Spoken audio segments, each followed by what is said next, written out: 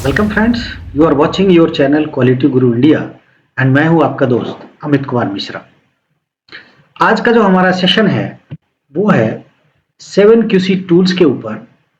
और अगर आप 7QC टूल्स को थोरोली अंडरस्टैंड करना चाहते हैं तो आप मेरे चैनल को सब्सक्राइब कर लें और मेरे वीडियो को अंत तक देखें ताकि 7QC टूल्स को आप प्रॉपरली अंडरस्टैंड कर सकें। मैं क्वालिटी में काफ़ी रिच एक्सपीरियंस है मेरा। 18 ईयर से मैं ऑटोमोटिव प्रोडक्ट क्वालिटी में हूँ और बहुत जल्द मैं बहुत सारे वीडियो डालने वाला हूँ जिसमें IATF से रिलेटेड वीडियोस होंगे, टोयोटा प्रोडक्शन सिस्टम से रिलेटेड वीडियोस होंगे, ISO 9001 से रिलेटेड वीडियोस होंगे, सिक्स सिग्मा और लीन सिक्स सिग्मा से रिलेटेड वीडियोस भी होंगे। सो शीघ्र ही आप मेरे चैनल को सब्सक्राइब कर लें और इस नॉलेज शेयरिंग जर्नी का भागीदार बने। 7QC टूल्स बहुत पहले डेवलप हुआ 1950 में, जिसको डेवलप किया मिस्टर इशिकावा ने, जो जापान में एक इंजीनियरिंग कॉलेज में प्रोफेसर थे।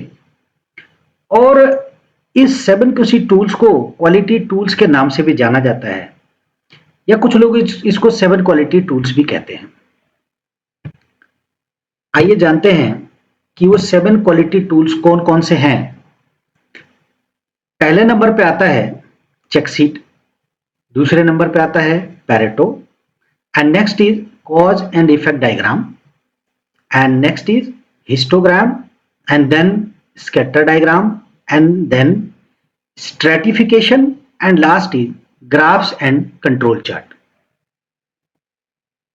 अब समझते हैं कि चेकशीट क्या होता है।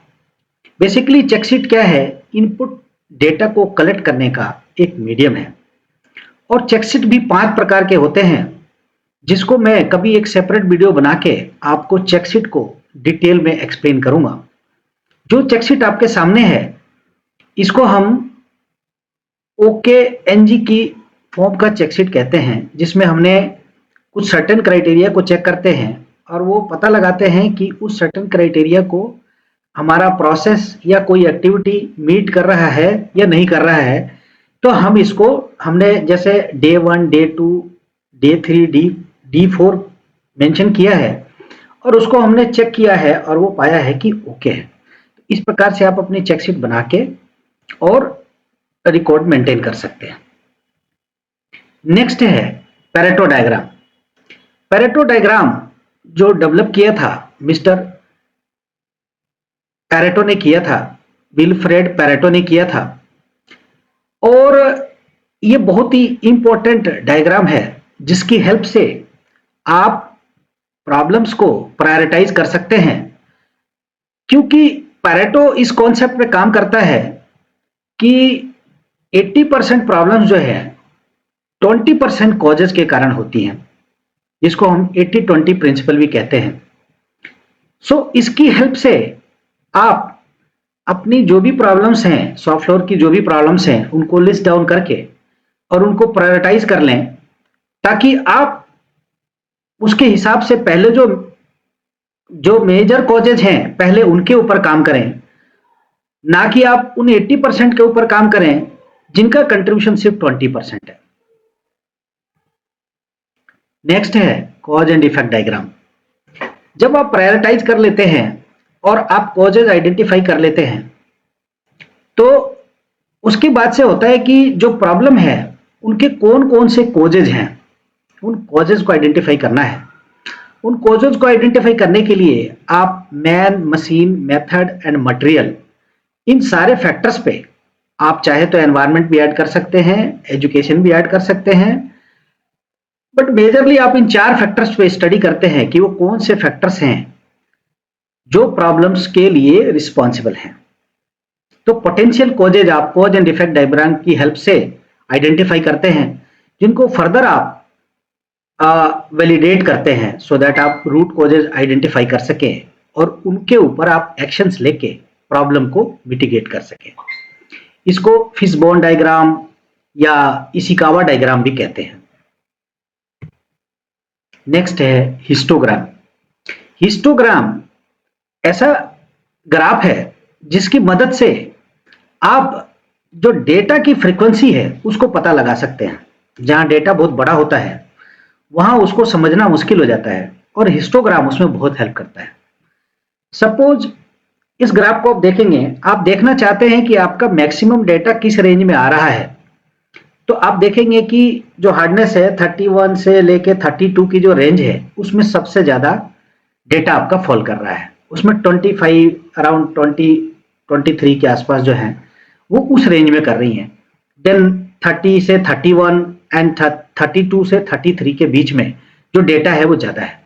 तो आप समझ पाएंगे कि आपका प्रोसेस कहां लाई कर रहा है और डेटा का स्प्रेड कैसा है, तो वो आप हिस्टोग्राम की मदद से समझ सकते हैं इजीली। देन आता है स्कैटर डायग्राम। स्कैटर डायग्राम वहां यूज किया जाता है जहां दो डेटा के बीच में आप कोरिलेशन समझना चाहते हैं। सपोज आप किसी पार्ट की इंडक्शन हार्डनिंग करते हैं, तो आप देखते हैं कि अगर पार्ट के अंदर आपने इंडक्शन हार्डनिंग में अगर आपने टेम्परेचर इंक्रीज किया तो आपका इंडक्शन हार्डनिंग बढ़ता है या घटता है। अगर आपने उन दो पैरामीटर के ऊपर कोरिलेशन समझना है तो आपको स्कैटर डायग्राम हेल्पफुल होगा। देन आता है स्ट्रेटिफिकेशन। स्ट्रेटिफिकेशन क्या है, वो समझने के लिए है कि डेटा को ब्रेक डाउन करके आप समझ सकें। जैसे सपोज करो कि वन सेट ऑफ डेटा है जिसमें 1300 डेटा है, बट आप समझना चाहते हो कि इनकी बाइफर्केशन कैसे है, तो आपको इस स्ट्रेटिफिकेशन से पता चल जाएगा कि 800 जो डेटा है, 800 नंबर्स ऑफ डेटा जो है वो ग्रीन कैटेगरी का है और जो 500 नंबर ऑफ डेटा है वो रेड कैटेगरी का है। तो आप समझ सकते हैं, उसको आप कोरिलेट कर सकते हैं कि रेड किस प्रॉब्लम के लिए है और ग्रीन किस प्रॉब्लम के लिए है। तो दोनों का जो शेयर है वो आपको यहाँ पे बाइफर्केशन हो जाएगा। तो स्ट्रेटिफिकेशन की मदद से आप डेटा को ब्रेक डाउन करके समझ सकते हैं। And then graphs and control chart आता है। कंट्रोल चार्ट बेसिकली आपको बताता है कि आपका प्रोसेस टाइम के साथ कहां है। प्रोसेस आपका विद इन स्पेसिफिकेशन है, आउट ऑफ स्पेसिफिकेशन है या विद इन कंट्रोल्ड है। आप इस ग्राफ की मदद से समझ सकते हैं कि अपर कंट्रोल लिमिट और लोअर कंट्रोल लिमिट के बीच में आपका प्रोसेस मूव कर रहा है। तो आप समझ पाएंगे कि आपका प्रोसेस सही रन कर रहा है या आपके स्पेसिफिकेशन से बाहर रन कर रहा है। अब अगर सिर्फ ग्राफ्स की बात करें तो ये जो बीच में लाइंस हैं उसको हम ग्राफ बोलते हैं। अगर आप अपर लिमिट लोअर लिमिट हटा दो तो that is a graph, and ऊपर आप कंट्रोल्स लगा दो तो that is a control chart. So इनकी मदद से आप प्रॉब्लम को प्रॉपरली एनालाइज कर सकते हैं, समझ सकते हैं और एक्शन स्टैब्लिश कर सकते हैं और अपने प्रोसेस को इनहेंस कर सकते हैं। आशा करता हूं कि मैंने आपको 7 QC टूल्स अच्छे से एक्सप्लेन किया। हालांकि इसमें से एक एक टूल के लिए एक एक वीडियो बनाई जा सकती है और फ्यूचर में मैं कोशिश करूंगा कि हर एक के लिए एक एक वीडियो बनाऊं, सो दैट परेटो कैसे बनाते हैं, हिस्टोग्राम कैसे बनाते हैं, स्ट्रेटिफिकेशन कैसे करते हैं, स्कैटर डायग्राम कैसे करते हैं, ग्राफ्स एंड कंट्रोल चार्ट कैसे बनाते हैं। क्योंकि कंट्रोल चार्ट भी कई तरह के होते हैं और उन कंट्रोल चार्ट का अलग अलग जगह पे अलग अलग यूज है। तो फ्यूचर में मैं उन सबकी अलग अलग वीडियो बनाऊंगा ताकि आप उसको बना सको और आप उसको यूज कर सको। आशा करता हूं कि मैंने आपको ये 7 QC टूल्स एक्सप्लेन किए और आपको अच्छे लगे। अगर आपको अच्छे लगे हों तो आप मेरे वीडियो को लाइक कर देना और मेरे चैनल को सब्सक्राइब कर लेना। आप सबका बहुत बहुत धन्यवाद जिन्होंने भी मेरे इस वीडियो को देखा। धन्यवाद।